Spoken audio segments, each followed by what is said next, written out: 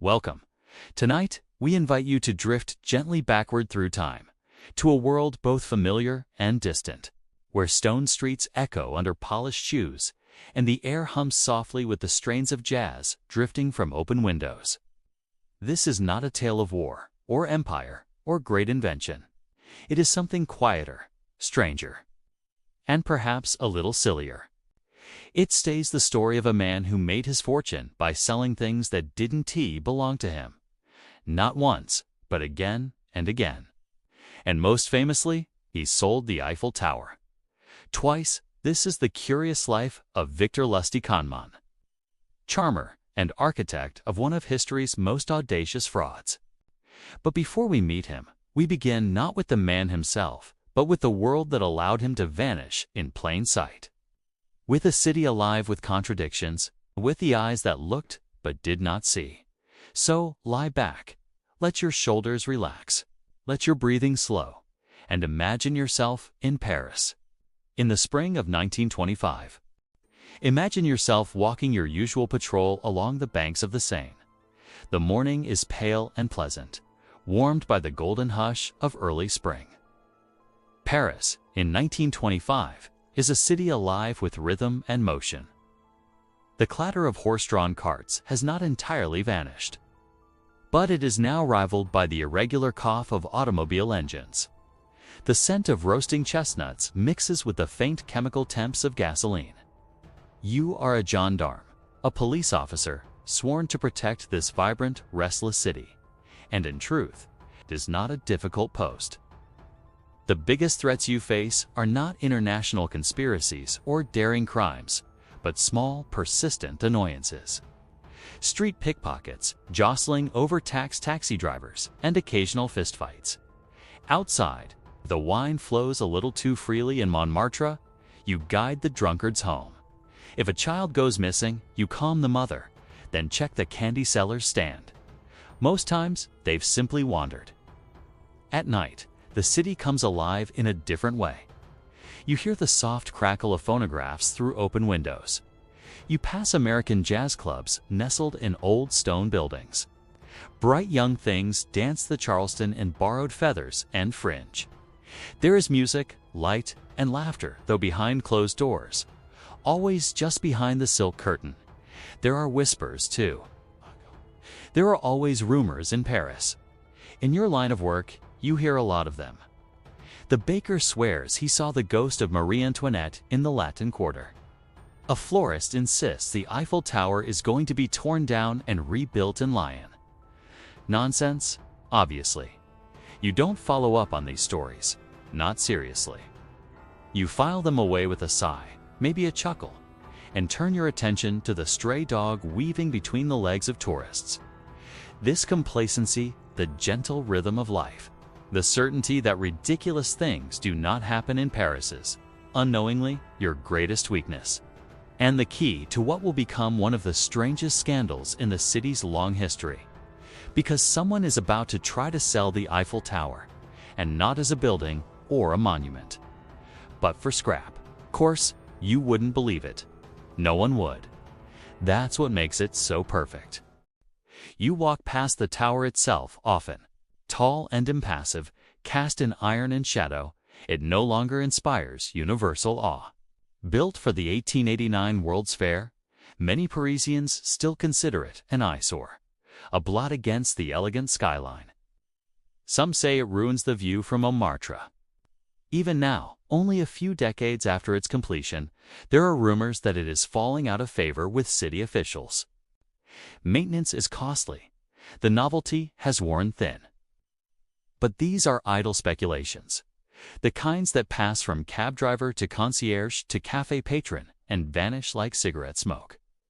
Still, in this swirl of whispered dissatisfaction, a truly audacious idea takes root. And it finds the perfect stage in Paris, a city simultaneously proud of its culture and weary of its monuments, open to innovation but deeply suspicious of change. A place where the impossible is dismissed with a shrug. This makes your job-keeping order oddly simple. But it also makes your city vulnerable. You see, while you're breaking up a scuffle over a spilled glass of vermouth, a man with a perfect suit and an even more perfect smile is arranging a very strange meeting at the Hotel de Crillon. He has forged government documents. He has rented a suite. Hey, he has ordered champagne. He is preparing to sell the Eiffel Tower. Not to the government, not to a museum, but to the highest bidding scrap metal dealer. And no one, not the gendarmes, not the buyers, not the city, will suspect a thing. Because who would be foolish enough to believe such a scheme could ever work? Only a man who understands just how much people want to believe. But before we meet him, let us take a moment to look around, to breathe in the peculiar texture of the time. It is 1925, and Paris is reborn. The scars of the Great War still run deep, but the surface has been lacquered in silk and celebration. Art Deco posters line. The painters argue in backroom bars. Writers lounge in opium lit. And there, somewhere in the blur of champagne flutes and typewriter keys, a man with a fake name and a briefcase full of lies prepares to make history. This is not the world of kings or emperors. It is a world of small deceptions, of sleepy indifference, of a city too dazzled by its own reflection to notice the trick. And that is where Victor Lustig steps in. The year is 1890. Victor Lustig is born in what is now the Czech Republic, a modest town with slate roofs and silent winters. There is nothing to suggest that one of the most notorious conmen in history has just entered the world. His father is a respectable man, a mayor in fact. His mother, quiet and conventional. They raise Victor to follow the expected path: study, work, obey. But Victor is different. From an early age, he watches people closely, not with cruelty, but with curiosity.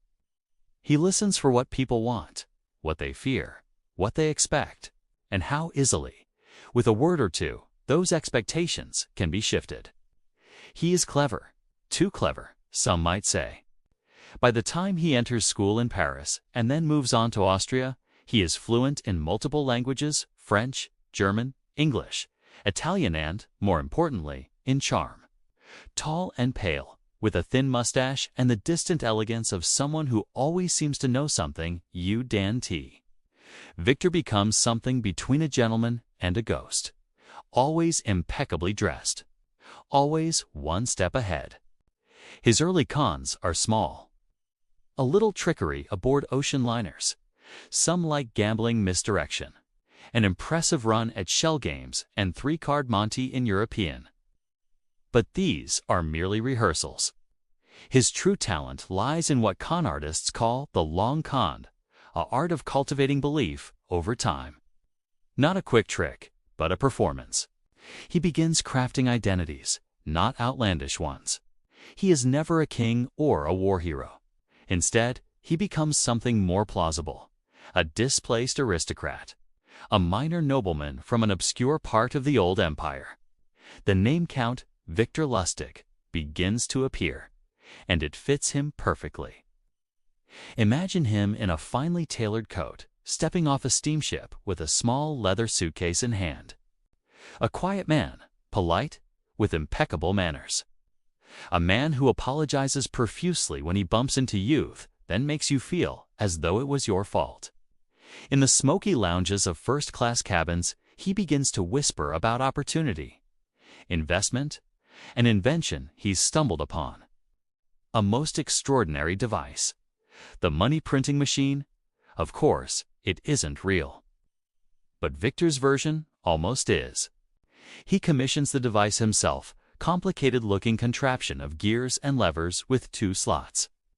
You insert a blank piece of paper in one end, and, after a delay, out comes a perfectly printed $100 bill. What's the trick? The machine contains 2 genuine bills. Victor lets it work only twice, then claims it requires time to recharge the chemical process. He promises the device can only produce 1 bill every 6 hours. Naturally, the buyer is amazed. They test the machine. It works. The money is real. And so, in a haze of possibility, they pay him thousands, sometimes tens of thousands for the magical contraption. By the time they realize it is merely a clever box with 2 real bills and a hidden compartment, Victor is already gone. Perhaps sipping coffee in Vienna, or boarding a train to Milan, or blending into the crowd in Monte Carlo. Victor Lustig is not a brute. He never robs, never threatens. His greatest weapon is belief. He makes you want to be fooled. He avoids violence, though he is not above intimidation when needed. He carries himself with a soft kind of menace, like a man who knows the rules of the room better than anyone else. He also has a code. It is said he once wrote down 10 commandments for Conman. Whether apocryphal or not, the list is revealing. Among the commandments, be a patient listener, never boast. Just let your importance be quietly obvious. Let the other person reveal political opinions, then agree with them. Never get drunk. These are not the rules of a swindler drunk on adrenaline. They are the habits of a man building a career in deception. Brick by careful brick. As the 1920s unfold, Victor's reputation grows. In America, during Prohibition, he thrives. He poses as a diplomat, a businessman, a scientist. He works in hotels and high society lounges, targeting the wealthy and the greedy. He is arrested. Many times, but always released. Sometimes due to lack of evidence. Sometimes because the victim is too embarrassed to press charges. There is, after all, a particular shame in being conned. One that makes the victim want to forget the incident entirely. This suits Victor perfectly. But it is in 1925 in Paris that he stages his masterpiece. A con so outrageous, so implausible, that only a man who fully understands the arrogance of others could dream it up. The Eiffel Tower. The plan is as follows. Victor poses as a high-ranking French official. He claims that the city can no longer afford the upkeep of the tower, that it will quietly be dismantled and sold for scrap. He arranges a secretive bidding process among scrap metal dealers. He even hires a forger to create government stationery, rents a luxurious suite at the Hotel de Crillon, holds meetings, serves drinks. He identifies his marca man named Poison, a somewhat insecure dealer who desperately wants to break into Parisian high society. Victor focuses all his charm on him, suggests that, for a discreet payment, Poison might be selected as the buyer. It is a perfect deception, not because it is seamless, but because it is absurd. Poison cannot imagine it is a con. Because what kind of man would invent something so ridiculous? Victor, of course. And when Poisons pays both for the tower and for the bribe, Victor disappears. Across the border, with a suitcase of francs and a perfectly tied necktie. Now, you might expect this to be the end, but it isn't. Incredibly, after a few months, Victor returns to Paris and tries to sell the tower again. This time, the mark grows suspicious, goes to the police. Victor narrowly escapes again. His luck, however, begins to fray. He is no longer a shadow. He is now a story, a rumor, a wanted man. Eventually, in the United States, his fame becomes his downfall. He is arrested in 1935. The charge? Counterfeiting. He is returned to his money-printing schemes, but this time he is caught with fake bills. At his trial, he is calm, witty, amused. He is sentenced to 20 years at Alcatraz. Even there, he charms guards, befriends fellow inmates, walks with the same distant elegance.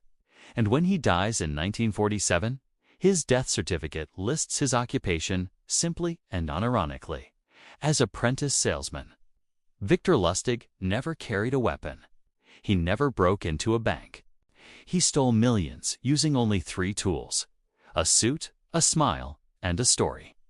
And perhaps, as you let your mind drift now, you can imagine him boarding a quiet train somewhere in the French countryside. The countryside blurring past, a soft smile curling on his lips, thinking of the time he sold a tower that was never for sale.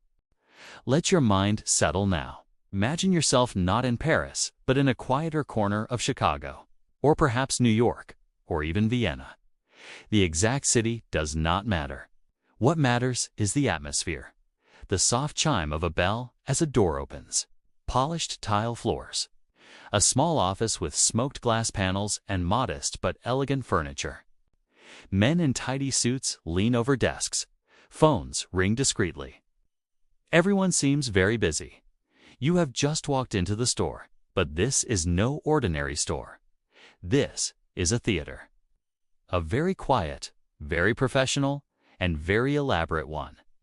In the world of con artistry, there exists a trick so intricate, so meticulously performed, that it has earned a reputation as the gold standard of deception.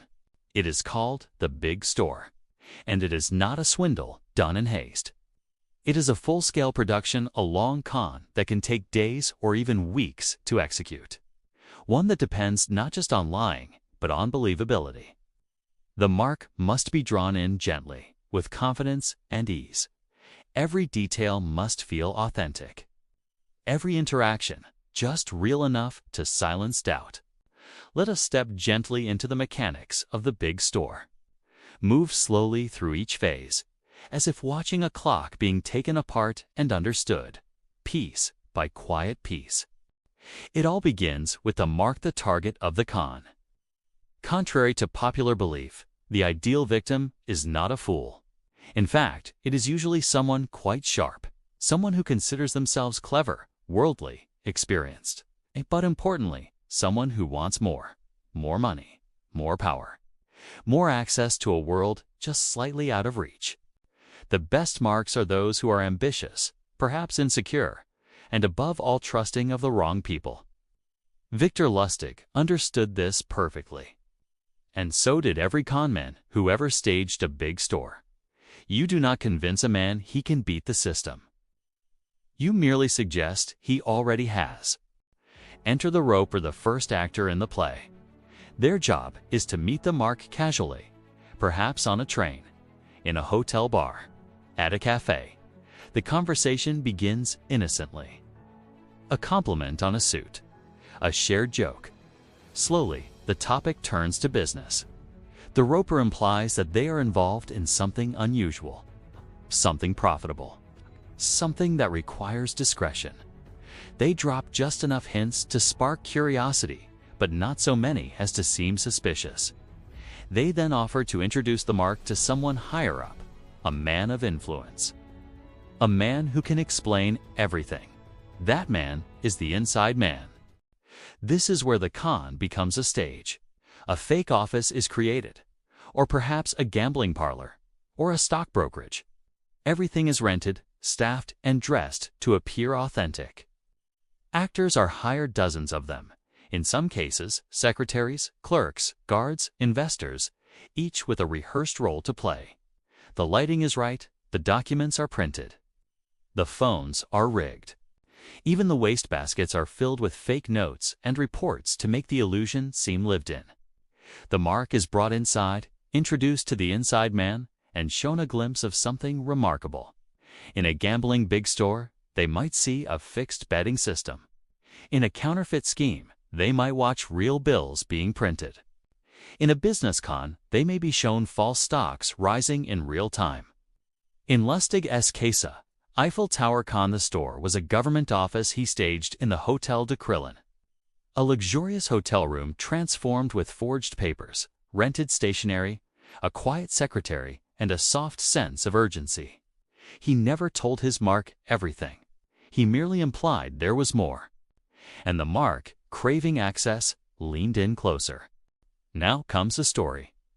The inside man, always calm, always precise, explains the opportunity. The government is in trouble. The operation is closing soon. There's a way to make money, but it has to happen discreetly. In Lustig's case, the story was simple. The Eiffel Tower, expensive and outdated, was to be quietly dismantled and sold. The public could not know. The dealers must be chosen carefully. The payment would be off the books. The beauty of the tale is that it is never shouted. It is whispered, as if the mark is being entrusted with a secret, a favor, a rare opportunity. And in that moment, the Mark stops analyzing. He begins imagining. What will he do with the money? What doors will it open? What will people say when they see how successful he has become? The conman says very little. The Mark convinces himself. Finally, the trap closes. The Mark is asked for money, sometimes for the deal itself, sometimes as a fee or a bribe or a token of good faith. They pay, often eagerly. And then the conmen vanish. The store is closed. The actors disappear. The office is empty. The phone lines are dead. The victim is left standing in a quiet hallway, holding a document that no longer leads anywhere. And slowly, painfully, the truth settles in. But by then, it is far too late. The brilliance of the big store is its patience. It never rushes. It does not rely on force or fear or magic. It relies only on one quiet truth, that people will believe what they want to believe, especially if you whisper it kindly and dress it in just the right suit. As you lie quietly now, imagine the many stages once set up across Europe and America. Entire floors of buildings rented for a week turned into convincing offices. Dozens of people, each with their lines and cues, all working together in a performance that only one person, the Mark, was meant to see. It is a kind of theater, but with no applause, just silence, and footsteps disappearing down the stairwell. Victor Lustig was a master of this. But he was not the only one. The big store survives, even now, in different forms. In emails and phone calls, in polished websites and too good to be true offers, the mechanics have changed, but the psychology remains. And perhaps that is the most curious thing of all. That over 100 years later, in a world of satellites and smartphones, people are still falling for the same old trick. Whispered in new voices, but always the same story. The party in Paris is only one stage. Imagine now a train gliding silently south towards the coast, to Deauville or Biarritz, the summer playgrounds of the European elite. Here, by the sea, the casinos are palaces of chance. Inside, under the soft glow of gas lamps, the mood is hushed, intense. The only sounds are the gentle click of the roulette wheel, the soft shuffle of cards, the low murmur of bets being placed. Here, a man's entire fortune could be staked on a single number. A quiet nod could seal a deal worth millions. In this atmosphere of high-stakes risk and casual extravagance, the idea of the government quietly selling off a national monument for cash did not seem quite so absurd. It was just another transaction, another backroom deal in a world that ran on them. This was the genius of Lustig's camouflage. He wrapped his ridiculous lie in the trappings of a world that was, itself, almost too extravagant to be believed. He chose a backdrop so opulent that his own audacity seemed to fit right in. He moved through this world, but he was never truly a part of it.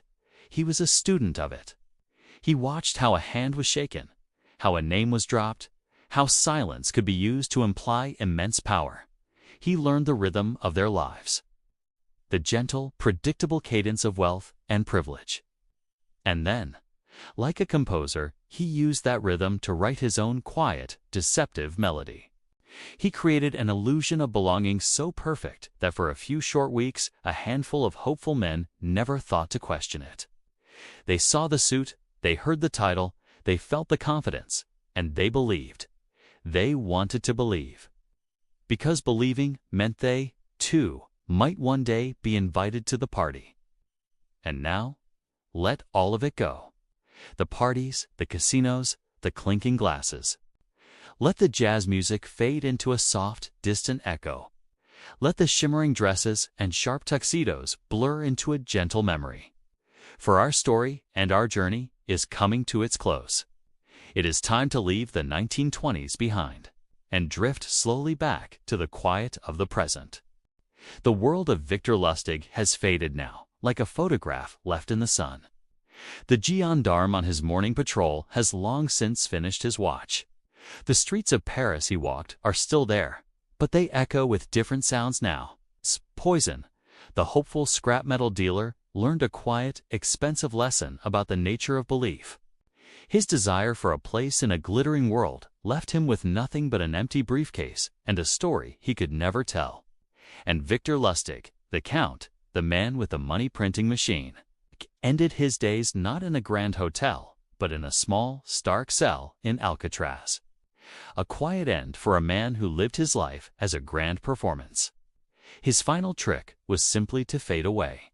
And the tower, the Eiffel Tower, remains. It stands impassive and silent, a lattice of iron against the Parisian sky. It has watched generations come and go. It watched the falls burn bright and then flicker out.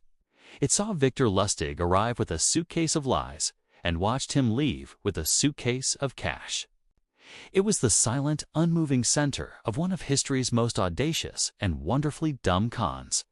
A trick that worked not because of its complexity, but because of its sheer, unbelievable simplicity. It relied on one simple human truth. We often see what we wish to see. As you lie here now, in the quiet comfort of your own space, feel the stillness around you. There are no cons to uncover, no parties to attend, no grand performances to maintain.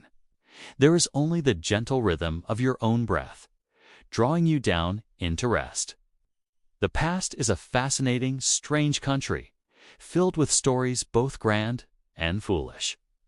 But it is a place we only visit in our minds. Your place, right now, is here. In the safety and the calm of this moment, let the story of the man who sold the Eiffel Tower drift away, like a final, fading thought before sleep.